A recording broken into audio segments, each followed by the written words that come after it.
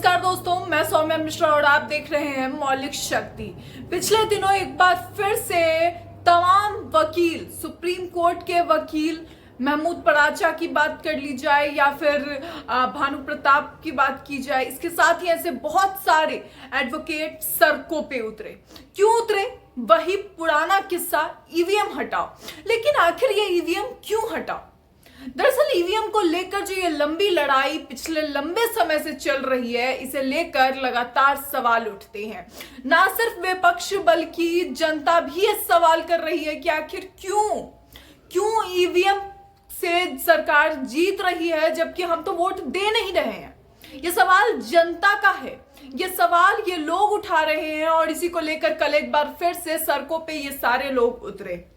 ये सारे वकील एक बार फिर से उसी सवाल के साथ उतरे कि आखिर क्यों बैलेट पेपर नहीं ईवीएम पर सवाल उठाते हुए एक बार फिर से इन्होंने उस मॉडल को तैयार किया जो पिछले बार भी आपको मैंने बताया था कि किस तरह से इन वकीलों ने एक सैंपल मॉडल तैयार किया था ईवीएम का। उसके बाद उसमें उसे खोलकर दिखाया कि इस तरीके से उसमें चुनाव दिए जाते हैं और इस तरीके से वो चुनाव चिन्ह जो जिसपे वो बटन दबाते हैं वहां से वोट कहीं और ट्रांसफर हो जाता है। ये सारी चीजें उन्होंने दिखाई थी। इसके साथ ही उस समय भी उन्होंने एक बार सुप्रीम कोर्ट की ओर जाने का रुख अपनाया था और एक बार फिर से कल उन लोगों ने सुप्रीम कोर्ट तक की पैदल यात्रा शुरू की, मार्च निकाला, मगर उन्हें बीच सड़क पे ही रोक लिया गया। एक बार फिर से उन्हें डिटेन कर लिया जाता है। पिछली बार भी उन्हें डिटेन कर लिया गया था। लगातार ये सवाल ये सभी लोग पूछ रहे हैं कि आखिर क्यों डिटेन किया जा रहा है जब हम शांतिपूर्ण तरीके से जा रहे हैं, शांतिपूर्ण तरीके से अपने सवाल रख रहे हैं, तो फिर आखिर क्यों ये सब कुछ करने की जरूरत पड़ रही है? क्या सरकार को ये डर है कि अगर ईवीएम हट जाता है तो उनकी सरकार अगली बार नहीं आएगी? क्या उन्हें लगता है कि उनकी जीत ईवीएम के भरोसे है? क्या उन्हें लगता है कि ईवीएम में घोटाला करके ही वो जीत सकते हैं? लोग पूछने वाले ये भी सवाल पूछ रहे हैं कि क्या जिस जगह पे कांग्रेस जीत रही है वहां पर भी ईवीएम में घोटाला किया जा रहा है कांग्रेस द्वारा? ऐसे में अलग अलग सवाल उठ रहे हैं, मगर इन वकीलों का कहना है कि अगर ईवीएम हट जाता है तो इन्हें यकीन है कि अगली बार सरकार मोदी की नहीं आएगी। नागरिकों की आती है और खास तौर पे वकीलों की आती है। तो हमने ये चैलेंज सरकार का स्वीकार किया है। हम न्यायाधीशों के ऊपर किसी भी प्रकार का प्रेशर नहीं आने देंगे, बिल्कुल नहीं आने देंगे। इसलिए न्यायाधीशों के और न्यायपालिका के साथ में सॉलिडेरिटी दिखाने के लिए कि पूरा देश आपके साथ खड़ा है, किसी की हिम्मत और मजाल नहीं है आरएसएस के, चाहे प्रधानमंत्री जी हो या अमित शाह साहब हो, किसी की हिम्मत और मजाल नहीं है भारत देश की जनता के रहते हुए न्यायाधीशों के ऊपर दबाव बना सके। डायरेक्टली दुनिया को ये दिखा दिया है कि चुनाव आयोग गड़बड़ी कर रहा है। ईवीएम के माध्यम से हमने ये पूरी दुनिया के सामने बियॉन्ड रीजनेबल डाउट नहीं, बियॉन्ड एनी डाउट, कोई भी शक और शुबे की गुंजाइश अब नहीं रह जाती। हमारे इनके साथ जो लोग खड़े थे उस वक्त, उनका ये मानना था, उनका ये यकीन था कि अगर एक बार ईवीएम हट जाता है तो सरकार जीत कर दिखा दे। यानी इस दावे का एक बड़ा असर ये पड़ रहा है कि क्या इस सवाल से सरकार भागना चाह रही है? क्या उन्हें लगता है कि वो इससे भाग कर बच सकते हैं?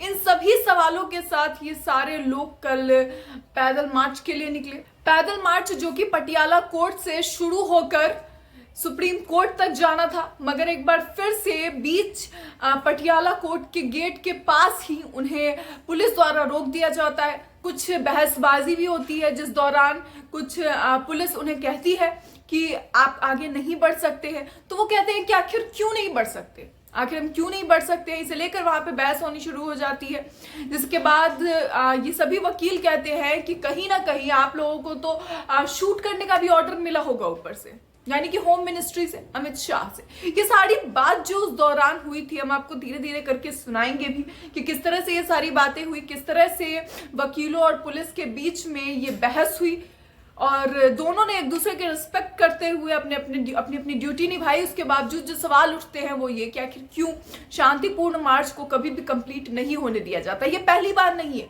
ये पहली बार नहीं है, दूसरी बार नहीं है, तीसरी बार नहीं है, ये इस तरह से लगातार कई बार मार्च को शुरू करने की कोशिश की जाती है मगर उसे बीच में ही रोक दिया जाता है, सभी को डिटेन कर लिया जाता है, जबकि वहां पे कोई हल्ला हंगामा इस तरह की कोई चीज नहीं हो रही होती है। और शायद अब तो इन वकीलों को भी ये भरोसा हो गया होगा कि हमें इसे पूरा करने ही नहीं दिया जाएगा, वो पहले ही तैयार होते हैं कि हमें तो डिटेन होना ही है, तो क्यों ना अपनी आवाज उठाकर डिटेन हुआ जाए, क्यों ना न्याय की मांग और गुहार के साथ डिटेन करें।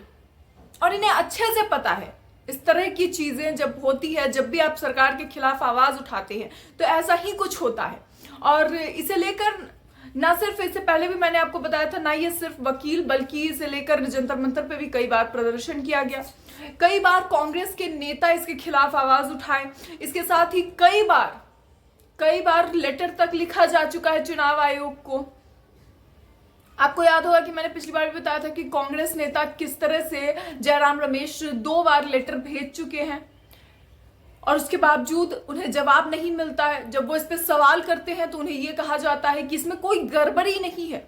और एक बार फिर से मैं आपको YouTube का वो स्क्रीनशॉट दिखाती हूँ, अपनी स्क्रीन पे देखिए कि ये मैसेज किस तरह से, अगर ईवीएम को लेकर कोई भी मुद्दा आप चला रहे हैं तो उसके नीचे ये स्क्रीनशॉट आप देखिए कि जिसमें ये कंटेंट लिखा होता है। ये ईवीएम को लेकर कंटेंट लिखा जाता है जो इलेक्शन कमीशन द्वारा दिया गया है, गवर्नमेंट द्वारा दिया गया है। इलेक्शन कमिश्नर की नियुक्ति को लेकर भी सवाल उठते हैं।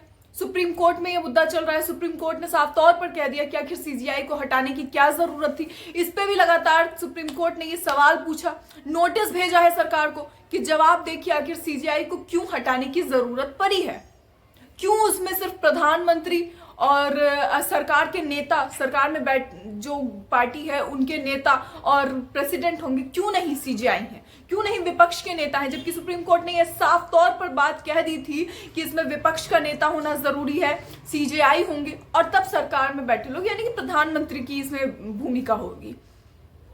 तीनों पक्षों को मिलाकर चुनाव आयुक्त को चुना जाएगा। ऐसे में आखिर क्यों ये सारी चीजें सरकार अपने हिसाब से करना चाहती है, क्यों इस तरह की तानाशाही लगातार की जा रही है, क्यों नहीं जवाब दिए जा रहे हैं जब सब कुछ सही है, किसी तरह का कोई फ्रॉड नहीं हो रहा, किसी तरह का सरकार की ओर से कोई धोखेबाजी नहीं हो रही, तो फिर ये सारी चीजें आखिर क्यों। इन सभी सवालों के साथ जब ये लोग सड़कों पे उतरते हैं, ये लोग प्रदर्शन करते हैं, तब इनके साथ यही सब होता है। और इसके अलावा जब कोई ज्यादा आवाज उठा दे तो उसके घर पे ईडी सीबीआई के छापे पड़ जाते हैं। और ये मैं कह नहीं रही हूं, ये आपने देखा होगा, इस तरह की चीजें अक्सर होती रहती है, नॉर्मल हो चुका है। ईडी सीबीआई के छापे तो खैर, अगर आप गवर्नमेंट के खिलाफ आवाज उठा रहे हैं तो आपको तैयार रहना चाहिए कि भाई हमारे घर तो कभी भी ईडी सीबीआई आ ही सकती है, तो फिर तो बात ही खत्म है। और ये सभी लोग उसके लिए तैयार भी रहते हैं। इनका कहना है कि छापा मार कर ये कर क्या लेंगे। और इसके साथ ही इनके साथ जो लोग खड़े हैं वो भी इसके लिए तैयार रहते हैं। इस साफ तौर पर 2024 से पहले इसका जवाब मांगने की पूरी कोशिश की जा रही है। इनका मानना है कि जवाब देना चाहिए 2024 से पहले, एक बार क्लैरिटी से सारे जवाब दे दे, चुनाव आयोग जवाब दे दे, सरकार इसका जवाब दे दे। और सरकार को छोड़िए, चुनाव आयोग इसका क्लैरिटी से जवाब दे, ऐसा जवाब जो इनको संतुष्ट कर सके, इतना काफी होगा। मगर अब तक इस तरह का कोई जवाब नहीं मिला है, जिसके कारण ये सभी लोग बार बार सड़कों पर उतर रहे हैं, बार बार ये सुप्रीम कोर्ट तक जाने की कोशिश कर रहे हैं, मगर इन्हें रोका जा रहा है। इसे लेकर आपकी क्या राय है? अपनी राय कमेंट बॉक्स में जरूर बताएं। ऐसी और खबरों के लिए देखते रहिए मौलिक शक्ति।